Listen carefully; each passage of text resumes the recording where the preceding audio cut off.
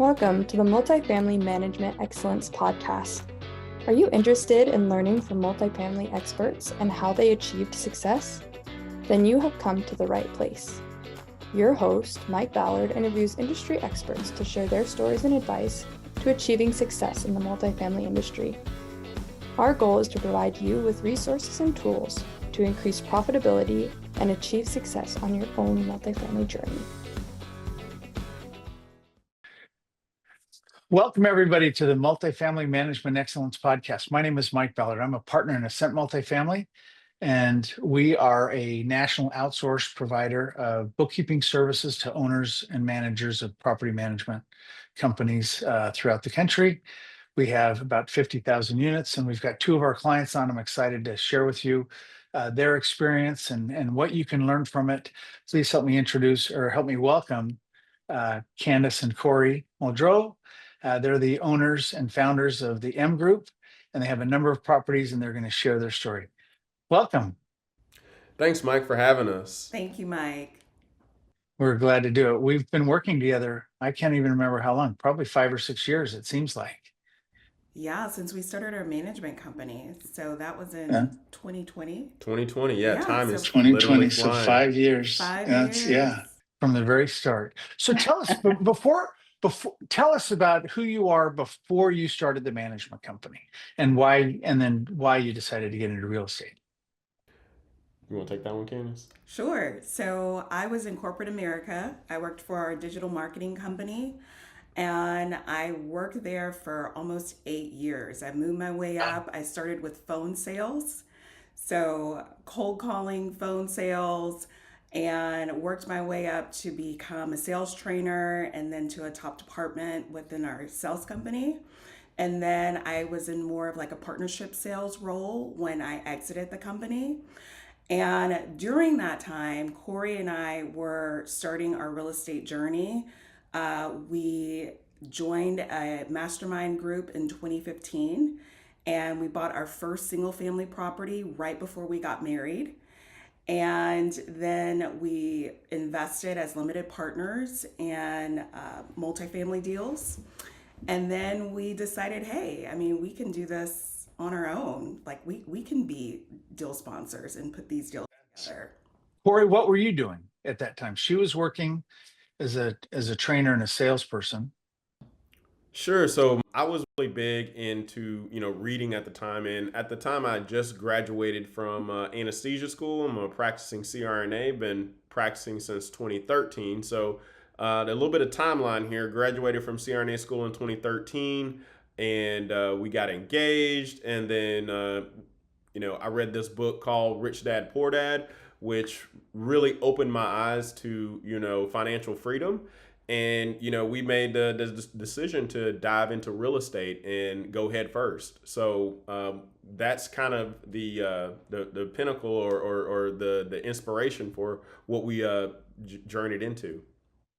Great. So you said you started with a single family home on your own, and that Yes. was a rental, obviously. And then you were an LP investor in multifamily deals. How long after that first multifamily investment, where you were just a passive investor, did you decide to become an active investor? So we jumped in right away. So we found a couple really good deal sponsors that we could kind of ride their coattails and kind of be the co-pilot, so to speak.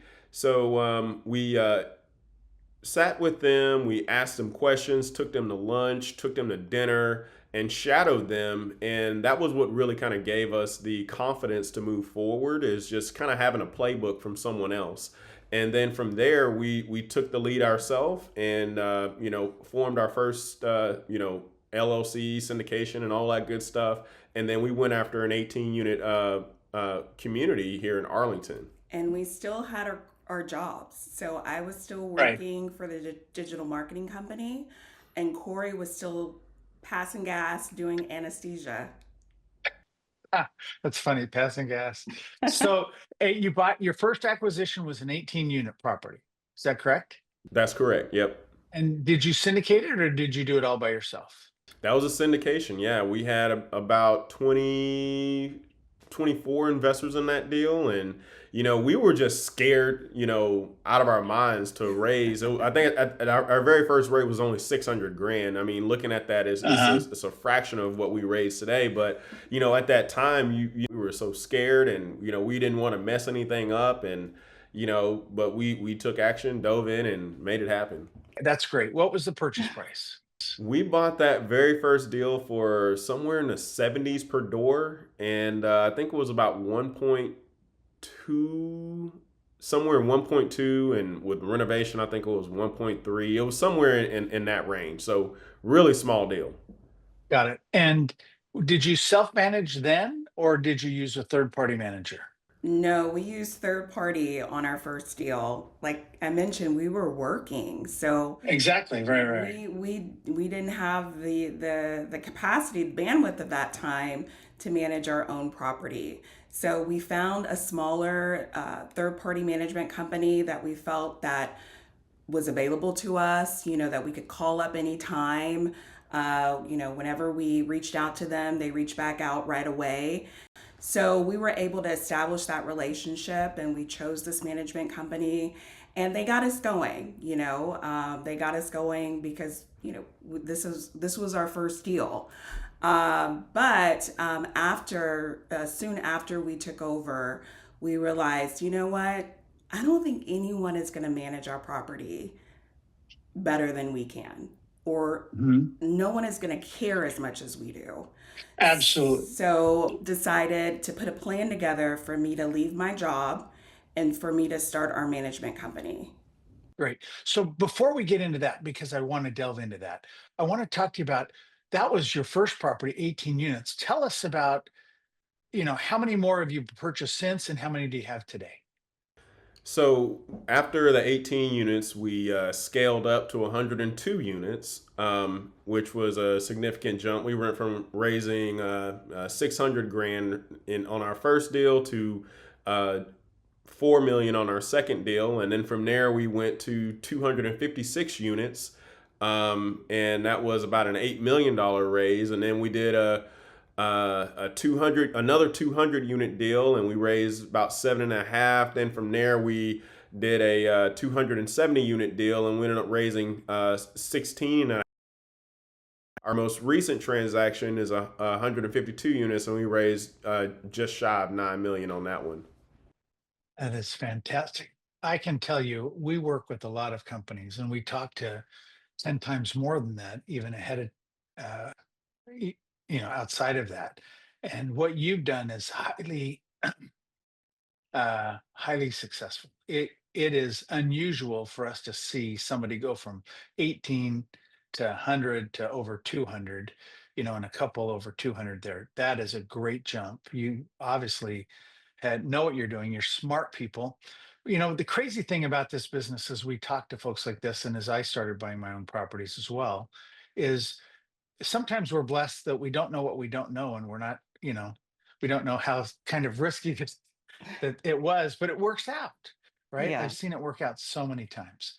So talk about the biggest challenge that, from going, what's the total number of units you have today, by the way? So right now we're just under 1,000. I think we're somewhere in Close to 800. yeah, close to 800. Yeah. We've sold off a few, and now we're getting back into growth mode. But you would say, what is the biggest challenge? So since we're integrated, we're vertically integrated, which means we have our own management company, our own team and staff.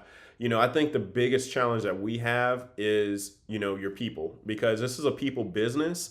It's about service to your residents, and it's about leading your team and leadership and training. These are the most important things in running a company. So not only were we building a real estate portfolio, but we were also building a business that actually needs like core values and principles and policies, procedures, standard SOPs. So we were literally doing all of this at the same time while growing our portfolio. And to add to that question of what has been the most challenging part of this growth process in our journey, it was from going from the 18 unit where we started our management company, we had 2 employees, then going to the 256 unit property, where at that point we had 10 employees because it was a highly distressed property that we were taking over. So we had to have a lot of staff on property, a lot of leasing staff, a lot of maintenance staff to cure deferred maintenance. So that was a big jump. And to Corey's point earlier, the people, that's the most important part of your business, especially in multifamily.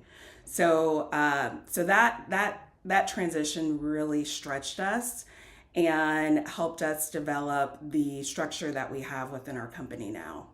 Great. That's fantastic. So talk today about what's your niche? What is it that you're looking for um, in your company? So our niche is finding the hidden gems, and we typically specialize in off-market deals because we've built up our reputation here in the local market. So we kind of get those the handshake deal, so to speak, the off market deal flow. So we get those deals across our desk all the time here in DFW, which is like one of the hottest multifamily markets in the nation.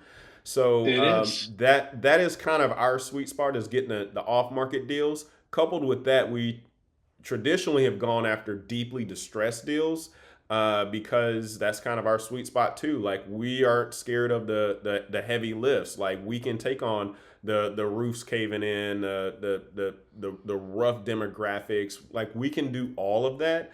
And since we've been going through, we've had a few transactions, and we get a lot of the off market deals, and our sweet spot is going after the distressed assets. Now, that could be either a distressed seller, or it could be an actual distressed property, which could mean, the roof's caving in, the foundation's all off, and tons of plumbing problems, that whole thing.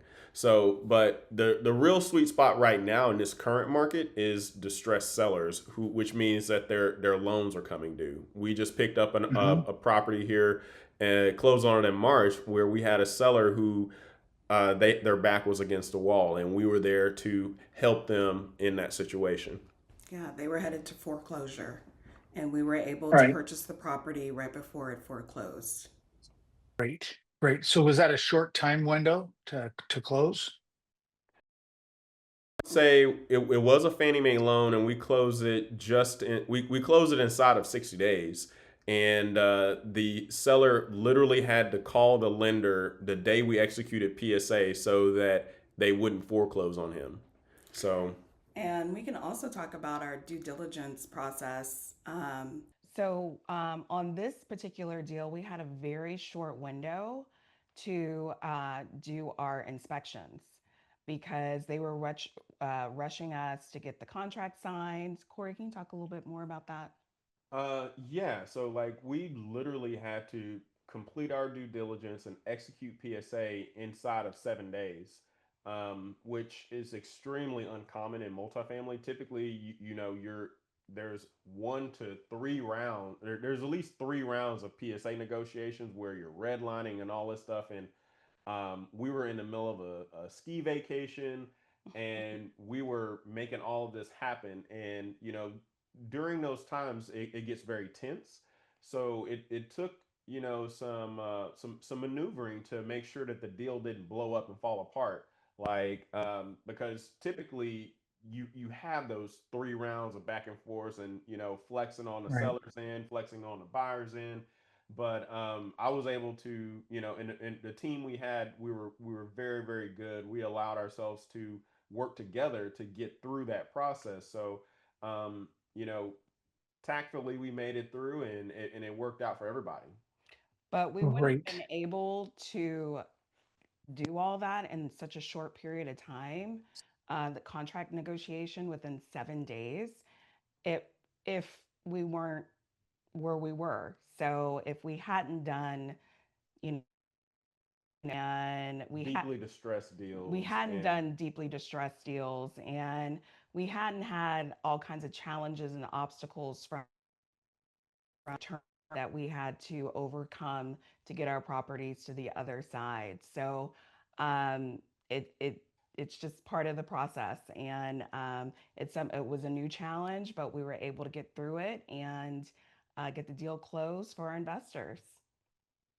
That's great. That's great. So you talked about, thank you very much. This was awesome. And just explaining, I think our viewers are going to love understanding how to find off-market deals and how to how to take advantage of this time when there are deals in distress. So talk about why now you're ramping up again. You made it sound like you had a little bit of a slowdown and you said you're ramping up. Talk to us about why you think that is.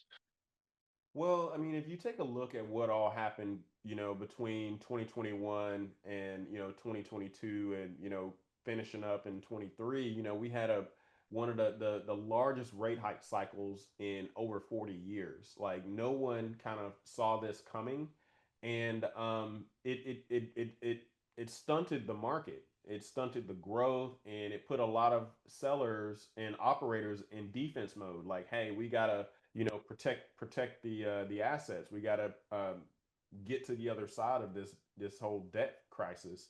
So a lot of operators had to shift gears, including ourselves, to make sure that we protected our investors' equity and performed during that time. And thankfully, I can say that we made it through, and no issues, no losses or anything like that. But everyone can't say that, and I think that's a testament to the hard work, dedication, perseverance that it takes to be in this business. You got to have a vision, you got to be, and you got to put your nose to the grindstone. So I think that's been a lot of what slowed a lot of the transactions, just this big huge gap between what buyers are willing to pay and what sellers are willing to let things Right. go for. But I think we're coming to a new reality that that gap is starting to narrow, and we're starting to see a lot of opportunities now. That's great. That's great. So talk about um, why you decided to use Ascent, if you wouldn't mind taking a minute and sharing that. Oh my goodness, Candace, I'll let you take Well, the that. great thing is, with everything, referrals are gold. So we were at a party for a Christmas party, actually, for one of our uh, lender broker partners that has, been with us on every deal that we've done since the 18-unit property. And folks that we work with very closely there introduced us to someone that was using this gentleman that was using Ascent, and he said such great things about Ascent. And so we had to call you guys and see how we could work together. There was definitely a need because as we took on the management of the property, we really wanted to focus on our residents and the needs for our residents and making sure our residents stay with us, and the income from keeping residents happy means higher income because they stay with you, they renew with you. So we wanted to really focus on that, double down on that to make sure that we were bringing the highest returns to our investors. And partnering with a company like Ascent allowed us the bandwidth to be able to do what our vision was for our communities and our properties. Great. Thank you very much. So, what suggestions would you give to people looking to work in the multifamily industry, right? They've read Rich Dad Poor Dad and other real estate books, and now they're ready to pull the trigger. What advice would you give them? I would say the number one thing is to find someone who's been where you want to go. And once you do that, latch on and dig in, because the quickest way from A to Z is to find someone who can help you along. Mhm. Yeah, that's great advice. You know, what I found really interesting in this business is there's kind of an abundance mentality where people are willing to help each other. People you think would be your competitors. And while you do compete to get the deal, after that, people say, "Hey, do you need help? Do you need a co-GP?" There's, I've been finding, just talking to all of our clients and the business that I've been doing, that people are really helpful. Would you agree with that? Absolutely. Yes. Yeah.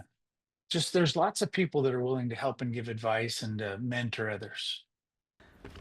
Yeah, that's so Okay. true. And it's because someone has helped them, and we try to do the same thing. The more value that we can give, the more you get back. That's just, Newton's law of physics. Yes. The Yeah, more it you is. It is. It give, is. Or, what you give out, that's what you're going to get back. So that's what we try to focus on, and that's what we try to do more of every day is giving back gave to us, and that's why we're in the position that we're in. Great. Great. Fantastic.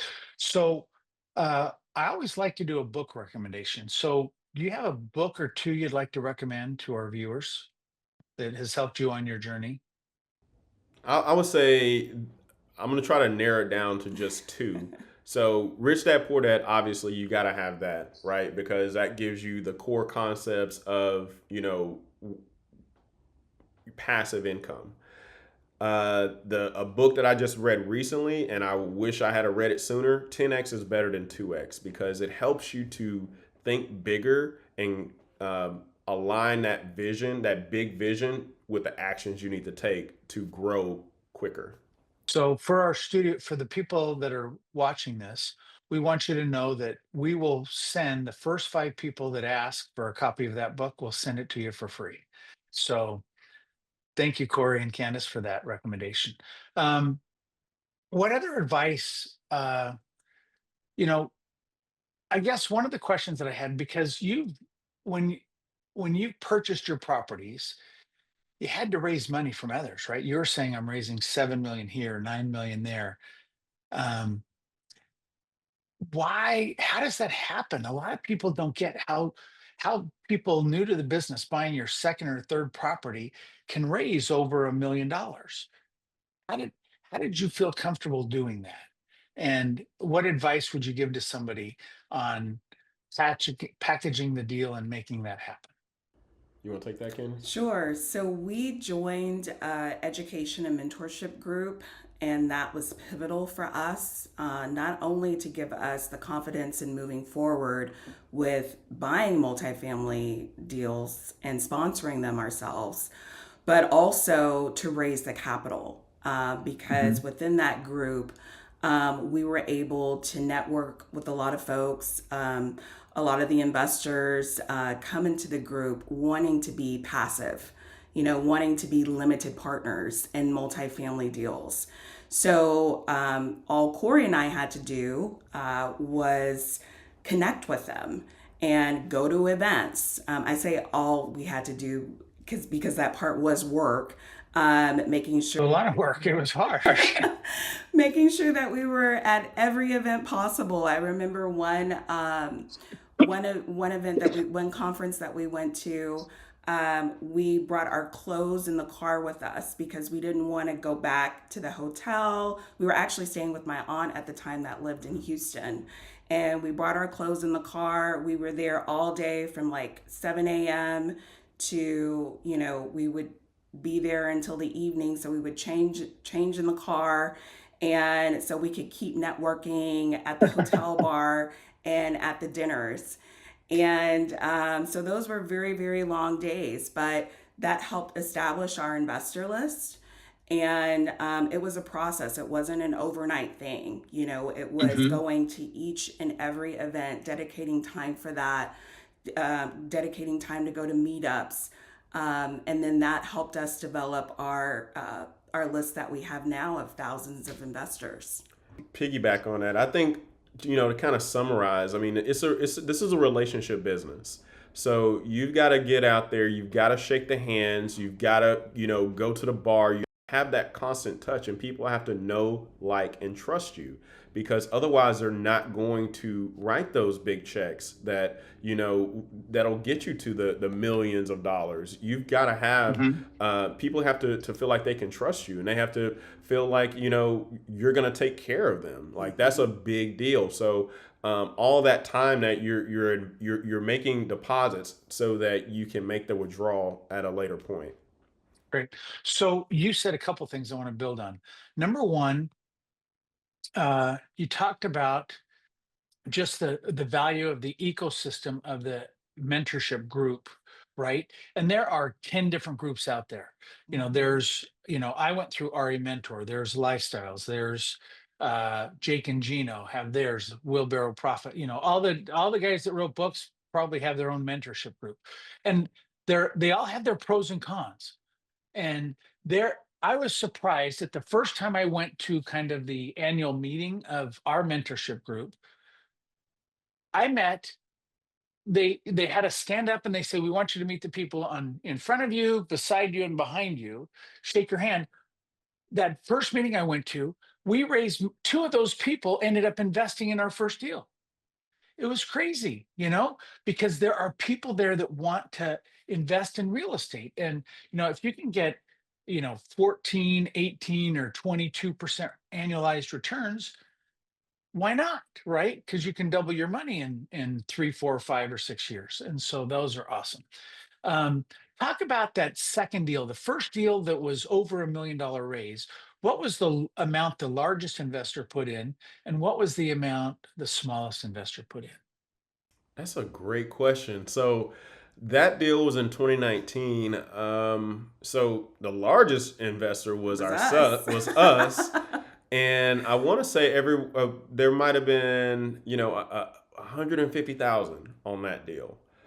Mhm. So, and Yeah. then, as we grew and our reputation grew along with it, our largest check writer, recently was $500,000. Great. Awesome. Super. Okay. So thank you very much. This has been a fantastic discussion. Our time is up. Any parting words you want to share? In just a sentence or two, what advice would you give to our viewers today? I would say, you take that first step, because the only way to get to walk that mile is to take your steps, and they compile. Like the compound interest is a real thing, and you just got to work at it a little bit every day, and eventually you'll hockey stick.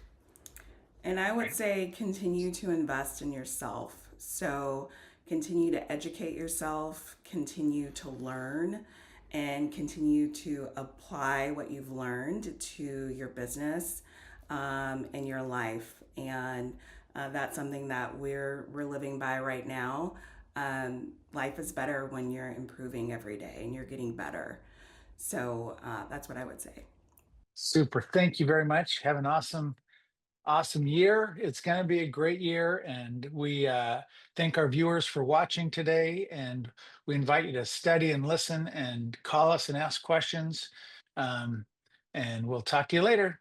Take care. Bye-bye. Thanks, Mike.